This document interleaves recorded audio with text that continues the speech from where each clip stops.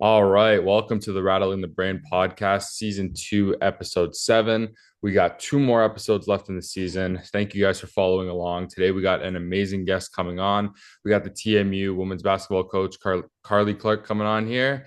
She has been with TMU since 2012. She led TMU to a perfect 14-0 season where she won the U Sports Coach of the Year and the OUA Coach of the Year. She has been instrumental in Canadian basketball, served as an assistant coach for the Canadian women's senior national team in Tokyo 2021, as well as Paris 2024, led Canada to its first ever medal at the U19 Women's World Cup, and they earned bronze in 2017. She has been with the U18 and U16 teams in FIBA America, and they won the gold in 2015. So quite a lot of accolades here. Carly, thank you very much for joining us.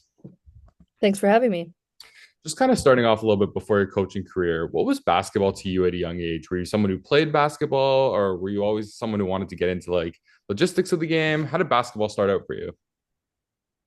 Yeah, I started playing as a kid. I think I was 8. I grew up in Halifax, Nova Scotia. My family was living in one neighborhood that was a little bit more of a hockey neighborhood. The summer between grade 2 and 3, we moved to, I'll call it a little bit more of a basketball neighborhood, and started to get into basketball that year because that's what my friends were doing. And it was a part of my life ever since then. Played every year, all through school and through university. For me, it was like obviously a place where I was spending time with friends, but obviously also fell in love with the game and all of the elements of it. Leadership, team connection, um, being challenged, failing, getting better, all of those things. And for me, as a pretty shy, introverted kid, it was also a place where I felt like comfortable and confident and could be myself. So, um, yeah, just found a lot of comfort around the game for all of those reasons, and a lot of love for it, for all those reasons as well. Did you grow up in a basketball family, or was it something you kind of just picked up? Not a basketball family. Everyone in my family now is certainly friends, but Mhm. no one had really played it. I think, fans more than anything, but yeah, not like a crazy athletic family or anything like that, but lots of support to try things and do what we love. So the thing I like to talk about on my podcast a lot is like kind of the transition out of sports because a lot of athletes, they play their whole careers and they have a whole identity formed around sport. And then when you get to like the age of 18 or 19, for some others in their 20s, you don't get to play the sport anymore. Was there a time when you kind of realized that your playing career was coming to an end? And what was that transition into coaching like for you? Well, I was fortunate where I, developed an interest in coaching, honestly, at a really young age. So even in high school, you have those job shadowing opportunities in high school. Like I went and job shadowed the local university coach. Mhm. Um, I was reading books by Pat Summitt, who's a legendary women's basketball coach. And so always had that interest, but went on to play in university, and while I was in university, I spent some of the summers doing some coaching as well. So, um, as my university career was wrapping up in my 5th year, for sure, there was recognition that, my last games were coming. My competitive side as an athlete was wrapping up. But I think I knew deep down too that I was going to still be involved in the game, and was definitely figuring out the next steps and what the transition would look like. And there was some stress around that. But I don't think there was any ever question that basketball was going to continue to be a part of my life. Did I know it was going to be this much? No, but probably made it a little bit easier knowing that I would be doing some coaching to some degree. Awesome. So it's always something you kind of knew, which I like. But kind of talking a little bit about the mental aspect of it, being someone who played basketball growing up your whole life, you were a part of the game, you played the game. Did that kind of help you have more of an understanding about the mental aspect of what it takes to play at a high level? I think so. I mean, I'm so fortunate now that I'm coaching Olympians at different times, who are certainly much better players than I ever was. But I do, as a female and former athlete, even though the situations aren't the same, whether it's that level or with our university team, do try and draw on the experiences and coach with a level of an understanding of the different challenges that you're facing. Um, the ups and downs you go through if you're having a shooting struggle, or you're just lacking confidence one day, or you're navigating an injury, and teammate dynamics, just having lived through those in different situations, I think does provide a certain perspective that um, maybe create an open-mindedness as a coach to connect with your players. As someone who's been around, some of the best players, the Olympians, all the best players, what's one piece of advice you can give to young men or women trying to get into basketball that you see that the pros and the best of the best do? What's one thing that, separates the best from the others? Ooh, difficult question to Bit of a tough choose one.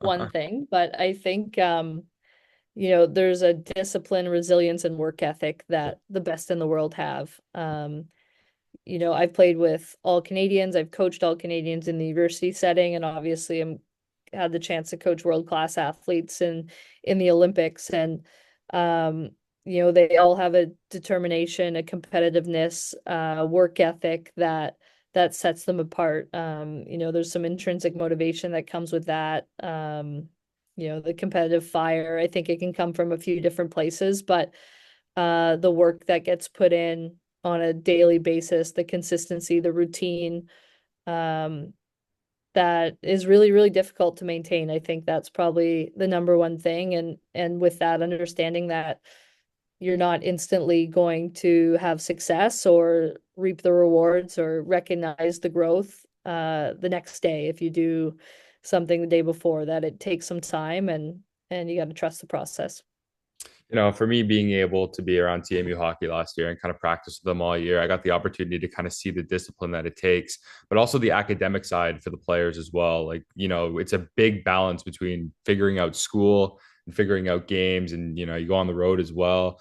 How important is it to you to make sure that your players are keeping up with their academics, and how do you kind of understand that balance?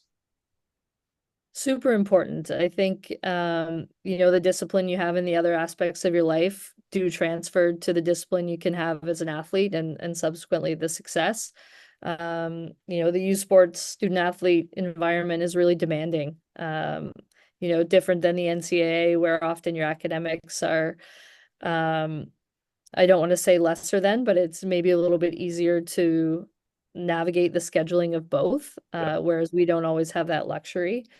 Um, so, what we do first is really try and emphasize time management skills. By being a part of our program, you've made a commitment, to a high performance environment, and the expectations don't lesser because you're a student, but there's certainly an understanding of all the things that you're trying to balance. So, we try to lead with reminders around the skills you can develop and the habits that you can have to allow yourself to be successful.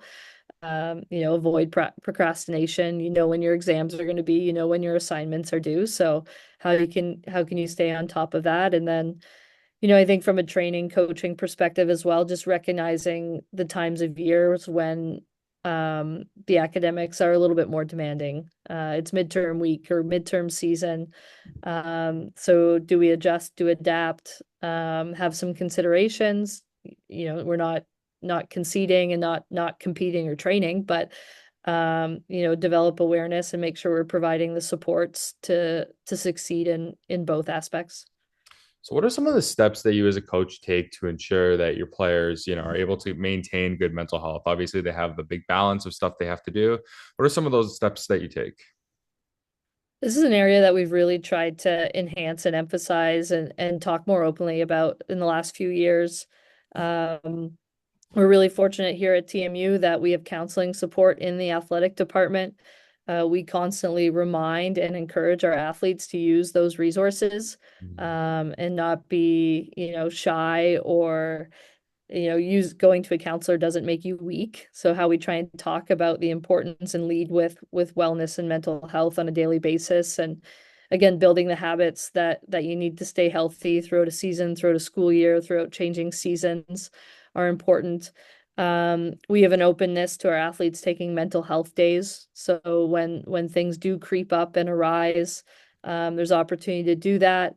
And then just having constant conversations around what resources they might need to use. So if an athlete needs to take a little bit of a mental health break, okay, now what are our steps to ensure that your wellness is rejuvenating and that we're supporting you the way that you can, that we can.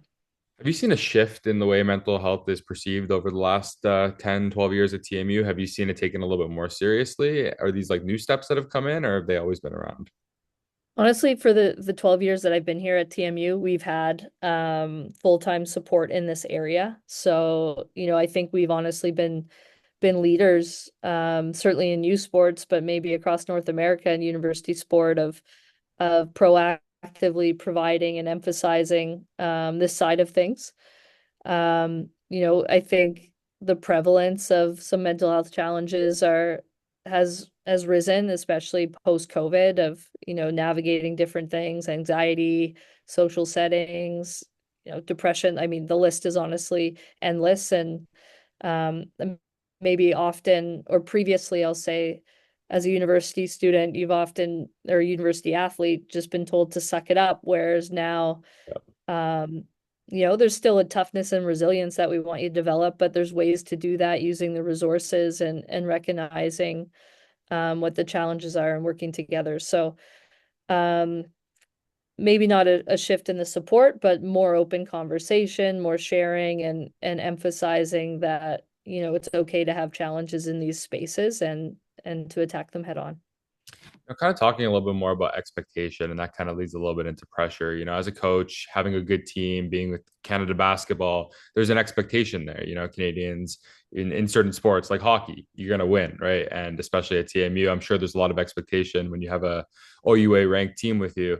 How do you handle expectation as a coach? Do you worry too much about that, or do you just kind of just stick to the game plan? Um, Me personally, I really try and focus on the process and make sure that the team, everyone are doing the steps day to day to try and set us up for success. That it's part of sport in that your success and your performance is in front of other people. So you're constantly being evaluated on a weekly basis in our scenario. But ultimately, I think the pressure and expectation, none of it is higher than what I put on myself. And I think that really comes to focus on managing that and make sure that I have the habits and self-care and routine and whatnot to manage it. Um, because there's certainly expectation and pressure from the outside, but my level of competitiveness and determination probably exceeds anything that I get from an external environment. Talking a little bit more about TMU, you've been here for 12 years. It's a great program. I was talking to Aaron Rooms on my podcast, though, in season one, and he was telling me just about how awesome TMU is.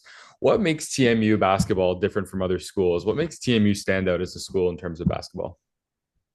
I think there's a few elements there. I think number one, around the time that I got here, the Mattamy Athletic Center opened, and the university made, I would say, an enhanced commitment on supporting um, varsity athletics and recognizing the value that it can bring to an institution. So, as a school, TMU, I think, has elevated into one of the top universities in the province, and if not the country, because we are so innovative and career focused, and we're in the heart of downtown Toronto. There's just so many different elements that make the education here special, despite not having that like long-standing, century-long tradition and reputation. I think when you look closely, there's just so many elements from the academic and education standpoint, and the school recognized that varsity athletics could help enhance and share that reputation, and then also contribute to a really special student experience for the student athletes, but also for the students that can come and watch and support and get behind something. And if you're cheering for a losing team, then that's less fun. So if teams are winning, it's fun to get behind. You can feel connected to it. So there's just so many elements that varsity athletics can impact across the campus. So that investment in providing us the resources, we only have 8 varsity teams here. Um, so I think we're supported in the way with like the strength and conditioning, nutrition, counseling I've already talked about, assistant coaches, all of those things to really set our student athletes and our programs up for success. And, beyond that, basketball specifically, we're in the heart of Toronto. And to me, Toronto is the center of basketball in Canada, um, or for basketball in Canada and, arguably North America in terms of um, the people, the players, the market. Like obviously the Raptors are a bit of a dip right now, but um, they've just created some basketball culture in Canada. So I think the linkages to all of those things and the opportunities to connect with all of those pieces make it attractive for student athletes to come here, be a student athlete, improve, grow, have a great experience, have an opportunity to win. There's just so many positives to being a part of the team in the school here. I like what you said about the Mattamy too. Such a beautiful facility too, from the training rooms to the gym, from therapy rooms as well. TMU's definitely got one of the nicest areas to be a U Sport athlete for sure. No question. Yeah, everything you need as a student athlete is housed in this building, which is pretty unique. Talking about the WNBA team that's coming to Toronto, how important do you feel it is for your players to be role models for the next generation? Obviously, women's basketball is getting bigger in Toronto, getting bigger in Canada. As of right now, U Sports is one of the biggest, outlets. I have a couple buddies of mine who go to the U of T that come with all the TMU games. Little kids show up to your games to watch. How important is it for your team to be a role model for the next gen? Yeah, I think that's a really big part of what we do here. It's such a great opportunity to connect and give back and for our players to understand that the impact that they can have. We spend a lot of time. We've done multiple initiatives with the launch pad. We run some youth camps and have some partnerships to connect with the youth. And we've invite young players and young teams to our games all the time. And I think anytime you can see firsthand, women in particular working hard, um, collaborating together, connecting, succeeding. I think, that can be motivating for anybody, little girls, little boys. And, um, I'm relating that to the WNBA team. I'm so excited for our university athletes to be able to see that firsthand and aspire a little bit more. We're one of the only countries in the world that doesn't have a women's professional basketball league. So right now, U Sports is it. We're really excited that WNBA is going to be right down the street from us. Um, but yeah, I think the impact our players can have on young people is massive, and there's lessons to share, but there's also leadership growth for our players through those engagement opportunities as well, which is super important for us. In terms of a day when you guys have a game, I like to ask players all the time, what's like a day in the life before a game? How do you kind of prepare? As a coach before a game, let's say you have, I don't know, 4 o'clock game. What's the preparation? What's the day in the life before a game? Well, there's lots of lead up, I think, throughout a whole week for a game, first of all. I kind of equate it to studying for a test and that like you're watching film on the opponent, you're preparing your game plan. For me to feel ready, I have to, feel like I've watched them, study them, know what we want to do, anticipate some adjustments in the game, all of those types of things. So by the night before, feel pretty prepared with those things. And then the morning of, we'll have a shoot around. So we'll get together on the court as a team, walk through some of the game plan elements, get some shots up, connect. And then between that and game time, I've got a bit of a routine. Usually, if we're at home, go home, get changed, have a shower, relax a little bit.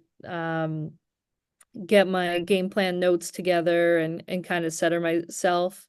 Come back to the gym 90 to 75 minutes before the game. And then we've got like an hour warm up where we go through a bit of a routine pregame meeting and stuff. So I've got a pretty established routine that I like to go through mentally to make sure that I'm locked in to make the decisions that I need to during a game.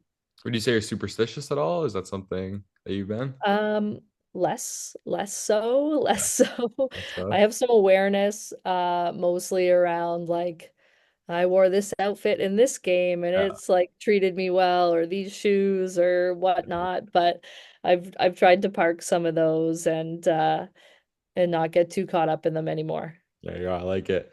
You've been a coach for a long time. When you first started coaching to now, what would you say are some of the biggest improvements that you have made? I think one of the most important things in coaching is honestly like managing people. Mhm. And my goal is always to develop leaders, develop people through the sport of basketball. So I think for me that process is ever evolving. Better understanding how to connect with individuals, motivate the team, um, figure out what we really value and what we want to emphasize and locking into those things. I think early on, coaching wise, I would try and do everything, and then that would end up being everything maybe at an average level. And I think I've gotten better at finding the things that really need to be emphasized, honing in on those, and making sure there's a lot of clarity around what we think can make the difference and lean into those things. I've got a post-it note on my um computer monitor that says simplify and execute, and just a reminder, kind of similar to what I said, to lock into those little details and really try and be great at some things rather than just checking out the box of everything. I like it. So in terms of yourself, you have family, you have people who depend on you outside of TMU, you have your life outside of sports. Do you ever find that balance difficult? And how do you kind of maintain that balance between being there for TMU and also being there for the other people in your life? Yeah, I think that's a practice skill as well. I personally don't use the word balance that often, but flow. And I think, as a coach, there's times of the year where coaching in some ways is a lifestyle in general. So there's time of a year where your schedule's a little bit more demanding. This weekend we're playing Saturday, Sunday. We got back to training December 28th. So some of our lifestyle things look a little bit different than, a 9 to 5, Monday to Friday, 2 weeks off at the holidays, those types of things. So, um, I think recognition of the flow and when there is downtime and off time to make sure maximizing it with other parts of my life, and then having people understand, and really fortunate to have great support in what I do to help navigate all of those different things. For us, we're really fortunate. Spring, summer is a little bit slower, so there's a little bit more flexibility, and that flow can swing back a little bit more to the off-court things. So, navigating it through a season, through a year, rather than it's not going to be even every single day. Mm-hmm. Obviously, you got a lot of great players on your team, but just touching upon one specific player, I had the opportunity to talk to Katrina Garby on my podcast on the last episode of season one, and she was telling me the story about how you informed her of her Rookie of the Year award, and how you kind of just brought it upon her, and she was telling her family and so excited. How can you just talk a little bit about her development as a player and a person through her years at TMU? Yeah, well, only a second year now, so excited that she's still going to be here for a few more. But I think what's made Kat super special is she's just such a light. Comes in every single day with a smile on her face, a positive energy. Um, she's just such a great connector and positive light in that way. And then that matched with her work ethic. We had one of our former players who's also from Ottawa, where Kat's from, in practice just before Christmas, and that was Marin Scotton, and Marin, I tell the story, I think is the toughest player I've ever coached, and Kat hears that and is like, I want to be that, and like uses those things to fuel her fire, and just works her tail off, but is at the same time is a great teammate. So I think, such a just a leader by example, and determined to get better and work harder all the time. So those traits just make her so deserving of everything she's received so far. And I'm confident those things will help continue to bring success to our team. Amazing. Yeah, she's a great piece to the team, and that's one thing I like to talk about too is a piece. Like everybody on your team is a piece, it's a big family. And, people who don't really play sports don't realize that you're with these people 24/7. You're training with them, you're practicing with them, you're communicating with them all the time. How important is a good team dynamic among a team you coach? Really important. We spend a lot of time trying to emphasize team connection and chemistry, and That doesn't mean everyone needs to be the same. In fact, there's just so much value in having diverse opinions and perspectives and abilities to help build a great team. I think all of those things are super, super important. But having some alignment towards what we want to achieve and how we want to get there, we try and talk about those things, and we really work hard to build relationships and learn things about each other to understand each other a little bit better. And I think that helps you want to play for each other and play collectively and achieve things together.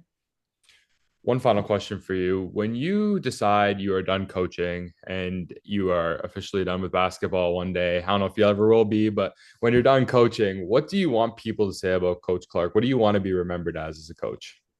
Oh, deep question. I don't know if I'll, first of all, ever be done Yeah. coaching or Can't ever done be with done. Can't ever basketball. be done with the game. Yeah, yeah. But I think I would want people to say that I was like kind and thoughtful and spent time always learning and competing and finding ways to be better. I think you know, I'm really fortunate to have great relationships with our current players, but also former players, and those are the things that are really meaningful to me. And um, I hope that our players will continue to be able to find support with me from me, as long as possible, not just during their time here.